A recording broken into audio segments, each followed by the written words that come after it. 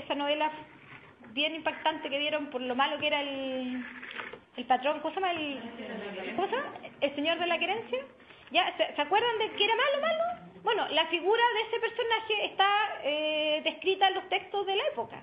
Un hombre que domina absolutamente su campo, dueño de la vida de las personas, para castigar, para levantar castigos, para tomar a las mujeres cuando se le ocurría, tenía muchos hijos con sus empleadas, y en el fondo cada hacienda era un núcleo social, incluso un núcleo político, porque el patrón era el que dominaba todo, y eso, les insisto, en Chile pasa hasta principios del siglo XX.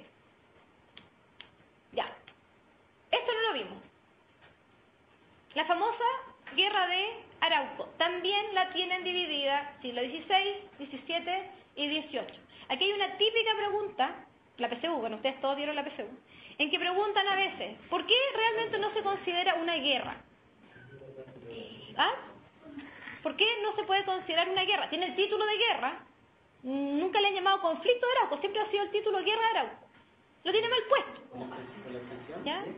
Porque fue conflicto nomás, pero no una guerra implica enfrentamientos constantes.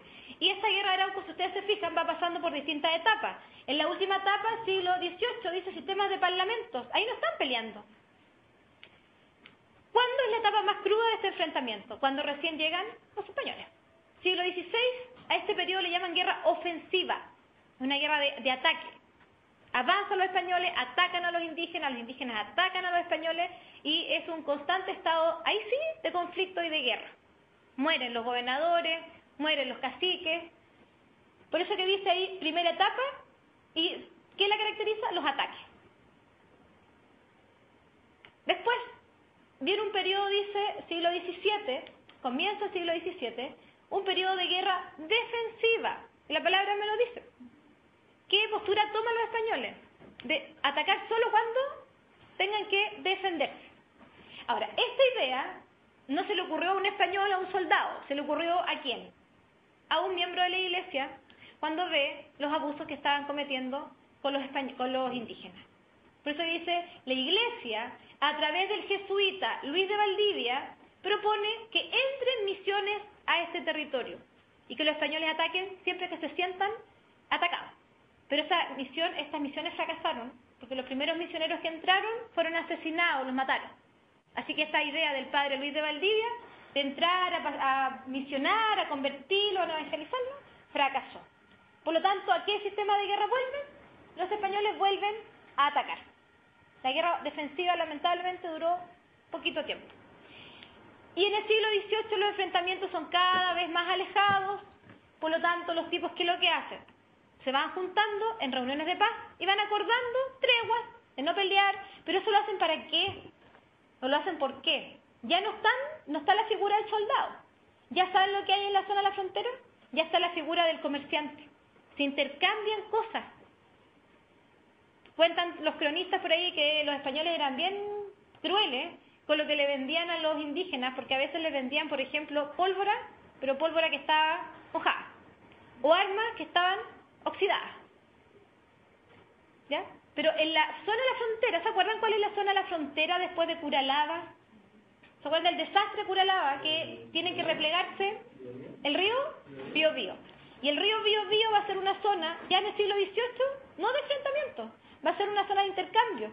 Se van a intercambiar cosas. Los soldados, los españoles, los indígenas se intercambian productos. Ya no están peleando. Ahora, el problema con los indígenas en Chile no se acaba hasta la época republicana. ¿Ya? Cuando se produce la incorporación de la Araucanía, recién ahí, entre comillas, los indígenas se pacifican, los mapuches. Es un conflicto súper largo que no se acaba con facilidad. La sociedad, también acá fíjense que se las dividí en siglo XVI, XVII y XVIII. Puso la lógica. Dice, la estructura de la sociedad va cambiando. Es lógico que en un comienzo los españoles van a ser pocos, porque llegan pocos españoles. Los indígenas, obviamente, recién llegados los españoles son muchos. Los mestizos van a ser pocos, porque para que haya mestizaje tiene que haber una relación entre indígenas y españoles. Los mulatos, hijos de negro y blancos, también van a ser pocos. ¿Por qué? Porque esclavos negros en Chile van a haber pocos también. Los zambos son hijos de negros e indios. Los negros van a ser los esclavos siempre pocos. ¿Por qué en Chile siempre poco? ¿Por qué en Brasil tanto? ¿Por qué en Ecuador tanto? ¿Por qué en Colombia tanto? En Perú, también ustedes van a Perú, y hay mucha población de origen negro. ¿Por qué? ¿Por qué Cuba tiene tantos negros? ¿Por qué el sur de Estados Unidos tiene tantos negros? Tuvieron tantos negros para la esclavitud. Tiene que ver con la actividad económica. Nosotros en Chile no teníamos ningún cultivo tropical que necesitara mucha mano de obra. En cambio, ustedes piensan los negros, ¿para dónde? ¿A qué lugares los trajeron? Donde cultivaron cacao, donde cultivaron algodón, donde cultivaron la caña de azúcar, por ejemplo. Brasil, ya también azúcar, cacao, todos esos cultivos que necesitaban mucha mano de obra y eran muy tropicales, muy cálidos, podían traer negros. A Chile no nos acomodaban mucho los negros, ¿por qué? Porque el clima no nos acompañaba. Un clima muy frío para los negros. Los negros que aquí llegaron a Chile, porque llegaron, eran pocos, eran muy bien cuidados. Era mejor tratado el negro que el indígena. Al negro, como era delicado, porque al aire libre no lo podían tener porque se morían de frío, y lo ocupaban en trabajo doméstico. O era mayordomo, o era que cuidaba la negrita que cuidaba a las niñitas. Ese tipo de trabajo doméstico hacían los negros en Chile. Por eso que nosotros hoy en día no podemos decir que dentro de nuestra raza, digamos, en nuestra raza hay ¿cómo se dice? Presencia negra. En Chile ustedes ven negros, los que hay ahora vienen del extranjero, pero aquí nosotros no tenemos familia de raigambre o que vengan de la época de la colonia negrita. Todo lo contrario, aquí la gente dice, nosotros no somos racistas, y no somos racistas a lo mejor porque no tenemos población. Ojalá que no sea así, ojalá que de verdad no seamos así.